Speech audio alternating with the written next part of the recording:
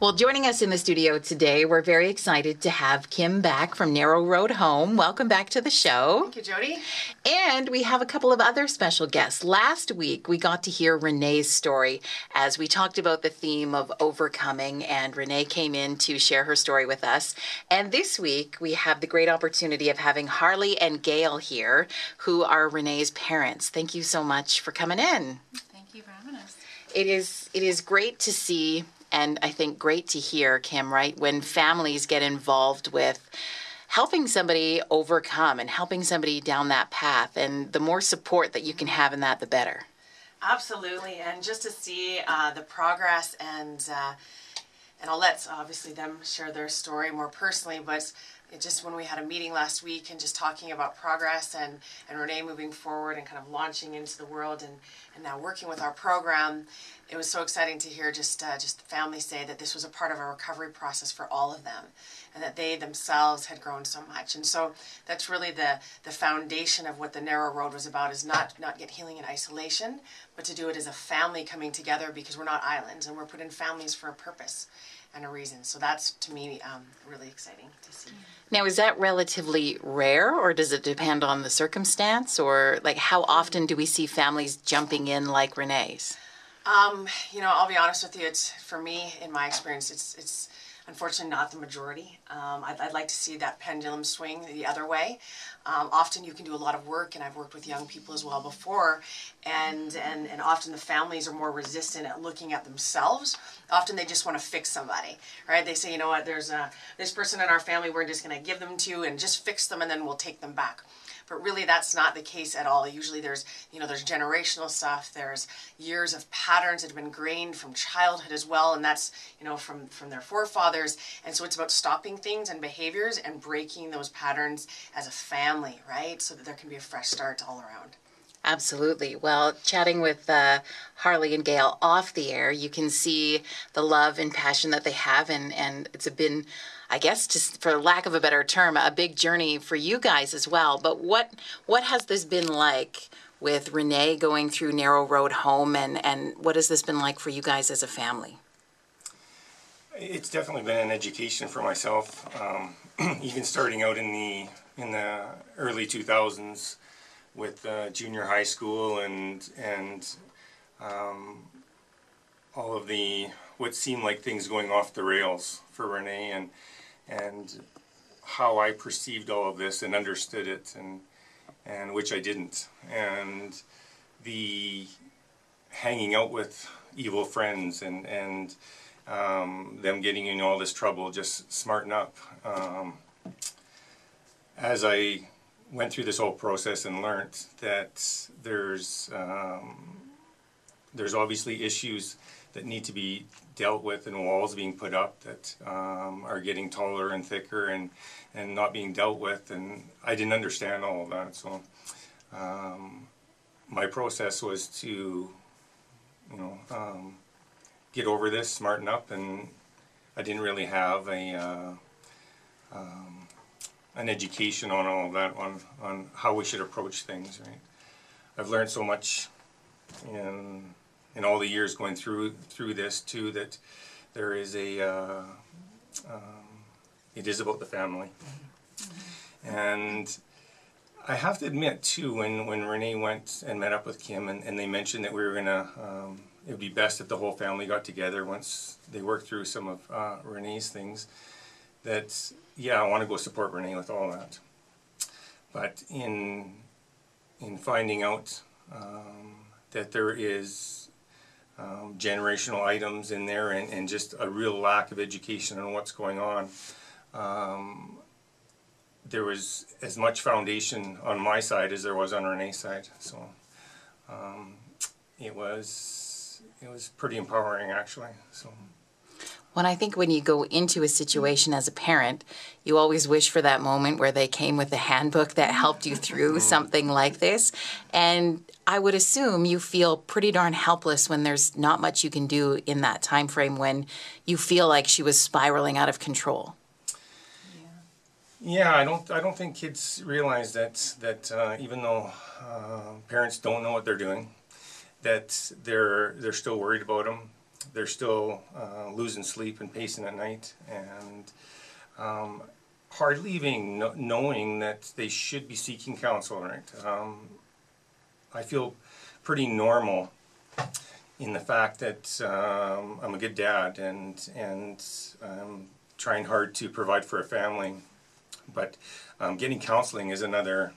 I don't need counseling, right? It's you think that's for people that are losing a stable mind set up, and that's not your first go-to. But there's a lot more to it than that, and we've been learning that over the years and months. Yeah, it's not easy at the end of the day, and it's not easy even just admitting to take our pride and put it aside and then dive into what that looks like and what you can do to help. So I know you mentioned it's been a bit empowering, and you've learned a lot through that. Have you found you've learned a lot about yourself as well as Rene through this process? I think for me, it was more.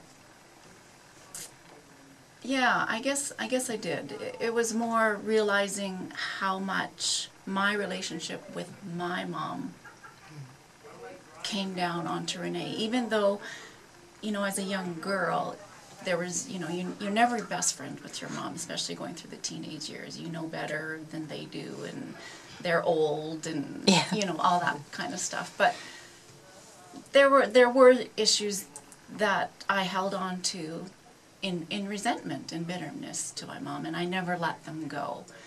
And I always knew when Rene was born, I did not want to do those things to her, but because I never let them go, I think subconsciously there still was that anger and bitterness, and I couldn't truly, I guess, nurture her in the whole way that I wanted to, because I didn't receive that. I don't know.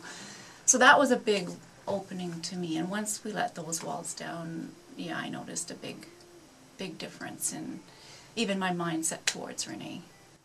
Well, it's kind of a surprise when you realize that you had something to deal with too on top of something else, because you go in thinking, we're doing this for Rene, and then you're like, oh, wait, I came with a couple of suitcases too. Yeah. Absolutely. Yeah. So what would you say to parents who are maybe sitting in the same place that you guys were months ago and starting that process, or even years ago when you were right in the middle of it and not knowing what to do?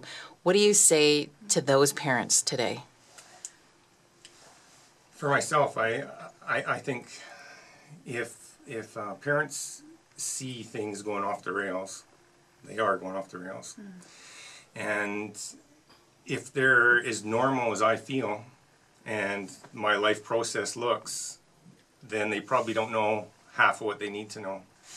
And not to be shy to approach counsel on what does this look like, why is this happening, and as a family, how can we approach this and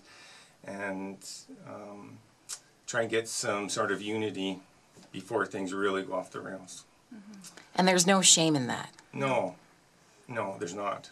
No, and you're not the only family. No, I don't think we are. And when we did reach out and realized that we needed to reach out, it is amazing to find out that when you do find support out there or facilities that can help, how backed up they are and how much need there is. So we're definitely not the only ones. Now, I asked this to Rene last week too, and I want to ask it to the two of you as well, is what's next for you guys and your family? Where do you see yourselves going now? I don't have all the details, but I definitely hope for thriving. Yeah. And that goes for the whole family, not just in a survival mode. And I think now that we understand each other, and we understand what Rene's needs are, and what this family unity can look like, that we're gonna try and achieve that. And does it give you hope, maybe for the first time in a long time? Yeah, definitely Yeah, does. it does. There's been lots of sleepless nights worrying about Rene and what the next steps are, and a lot of that has been alleviated. We're growing together, and our goal is to thrive together. Absolutely. And Narrow Road Home was a big piece of helping mend some of those wounds together. It was. Yeah, absolutely. Yeah. I think we were all in that place at that point that we just had to tear down all the walls and all the bitterness and all the resentment and start a whole new foundation. And absolutely, Narrow Roads helped with that, and Kim. And it's not easy when you have to face what you would call your own truths at the same time. Right. So to be able to, be in a place where you guys have faced your truths, and now you're in a place where you're not only facing them, but you've shared that a little bit with us today, takes an extreme amount of courage and bravery. And I just want to thank you and applaud you for being able to come in and do that, because I know there are other parents who feel as helpless and hopeless as you guys did at one point that, can now know, what, there's good things can happen, and you can get down that road. It's not easy, but you can get there. Right. Exactly. Yep. Yes. Yeah. And now, speaking of truths, Kim, that takes us to our topic this week for the By Grace group. Well, that's right. And just before we get onto that group, I just must say, if I may, that if I could have, videoed or captured just the picture of watching, first off, to watch an adult daughter and her father come together and watch those walls come down, and literally foundationally just looking at each other and just telling the truth. And I hope you don't mind me saying this, Harley, but when you started to share about your childhood and your story, and that your daughter had no clue about, for both of you actually had no idea what her mom and dad had gone through to get them to the places when they first began as parents. And it literally, and I remember talking to Rene about that, it was like all of a sudden her bitterness, her resentment and unforgiveness just melted away, because she saw a clip of their life. She saw that sort of video in front of her of, these aren't just these parents right now that I'm ticked off at because I'm not getting my way. It's that there's a whole reason behind who they are, and wow, they did struggle to get here. And so to me, that's it was just a real memorable time to see that, and just to see the parenting that came in. It doesn't matter if the kids are in kindergarten or if they're in their 30s or 40s. There's other women that we work with that are even later on in years, and the wounds are still there. If you haven't dealt with them, it doesn't matter if it happened yesterday or 30 years ago. And so this is a family of courage and of bravery, and I believe they've set a precedent for other families to move forward. I think they have an amazing gifting to share with other families that are going through this as well. So I'm excited to see them walk into that. Yeah, well done, family. Well done. Amen. Thank goodness. And it's not easy at the end of the day. That's why I keep bringing it up. Just to it takes a lot of courage, and Harley, like you shared before, to say, as a grown man from a generation of you don't talk about feelings and we just do this and we're going to man up, to say, you know what, no, I needed help on that, and I had my own stuff, and I've helped my daughter through her stuff, and we've got grandkids that will help through generations to come. That's pretty phenomenal. Yes. So good work. Yeah, I actually I thank Kim actually for the